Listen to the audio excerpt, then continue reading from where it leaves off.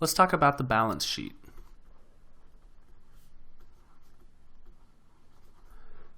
So there are a couple of key things that you're going to need to remember when you're thinking about the balance sheet. The first is right there in the name. It's going to have to balance. So if you get to the end of a balance sheet and it doesn't balance, you've done something terribly wrong. Okay, so what is the balance sheet? Well, the balance sheet is a financial statement that represents assets, liabilities, and owner's equity. Does this look familiar at all? So the balance sheet is a representation of the accounting equation. You remember that? So on a balance sheet, you're going to see assets, and you're going to see a bunch of stuff, and it's going to come out to a number at the bottom. And then on the other side, you're going to see liabilities plus equities. And you're going to see probably a section for liabilities and a bunch of stuff, section for equities and a couple things. And then at the bottom, you're going to see a number. And these two numbers should balance.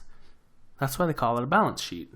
So that's the first thing you gotta remember. Balance sheet balances. Now we'll go over how to make a balance sheet, all that good stuff, in more detail than you could ever imagine. For now, we're just going to do a high-level overview. So the first one is must balance. The next thing is your teachers are going to love to ask, does a balance sheet represent a point in time or a period of time?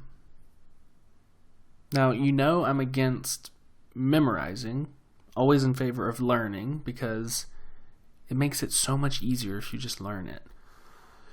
So, the question becomes balance sheet, BS, point or period of time.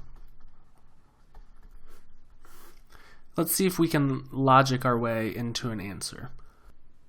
As a college student, let's go ahead and draw out the accounting equation here. As a college student, let's say you got $10,000 in loans that finally funded today. So now you have $10,000 cash, but you also have a $10,000 loan that you're going to have to pay back. Okay? So that happened this morning. Before you came to class, you got funded, and now you can go get some Chick-fil-A. So today, you have $10,000. Yesterday, you had no dollars and no loans. So no loans, great. No dollars, not so great. Hard to eat. Now, if I came to you and said, hey, I want you to prepare your personal balance sheet. I want to see a listing of your assets and your liabilities. And we'll just leave off equities for personal stuff. I want to see your assets and your liabilities. Well, you would say for yesterday or for today. Because yesterday and today, they look extremely different, right?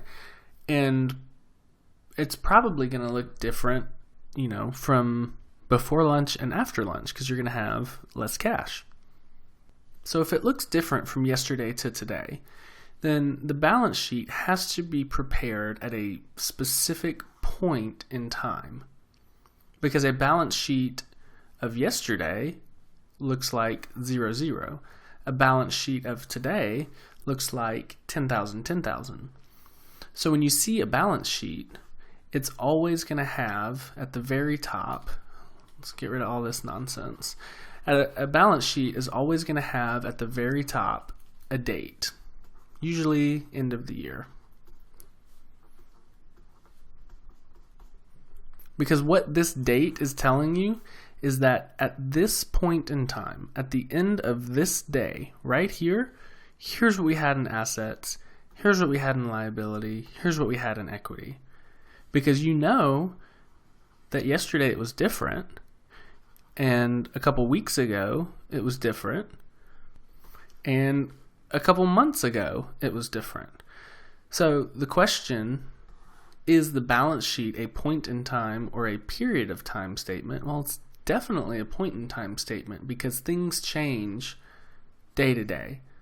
And if you're representing assets and liabilities, well, you know what? Those change day to day.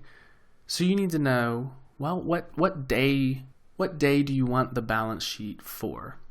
Usually it's going to be the end of the calendar year. So usually you're going to see balance sheets dated December 31, whatever year. So the two things to remember: a balance sheet must balance, and a balance sheet is a point in time statement.